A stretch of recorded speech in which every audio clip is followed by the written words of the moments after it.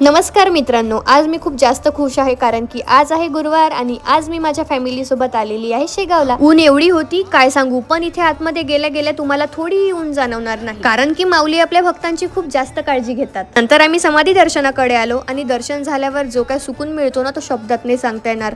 इथल्या वातावरणात एक वेगळीच जादू आहे. इथे आल्यावर तुम्हाला किती थकवा असो, लो फील मध्ये असाल तुम्ही किंवा कुठले निगेटिव्ह थिंकिंग असेल ते ऑटोमॅटिकली चालली जाते. नंतर भूक खूप लागली होती आणि महाप्रसादाची पण एवढी मोठी लाईन होती काय सांगू, पण आमच्या गोष्टी करता करता आमचा नंबर कधी लागला आम्हाला माहीतच नाही पडला आणि माझ्याकडे तर गोष्टीचा खूप जास्त स्टॉक असतो. आणि फायनली ती वेळ आली ज्या वेळेची मी खूप जास्त आतुरतेने वाट बघत होती. इथले काका पण म्हणे तुम्ही मस्त व्हिडिओ बनवता म्हणे आणि ऐकून खूप छान वाटलं. देवपूजा पेटपूजा झाली आणि ऊन खूप जास्त होती. मग मी श्रावीसाठी टोपी घेतली. नंतर आमचं ठरलं जवळच कृष्णाजीचा मळा आहे तिथे जाऊ. आलोच आहे तर सिद्धपीठ कसं मिस करणार. इथे सुंदर महालक्ष्मीचं मंदिर आहे आणि 12 ज्योतिर्लिंगांचं पण आपल्या इथे दर्शन होऊन जाते. अशा प्रकारे आमचं शेगाव दर्शन झालं आणि तुम्ही हा मिनी ब्लॉग बघितल्याबद्दल तुमचं खूप खूप धन्यवाद.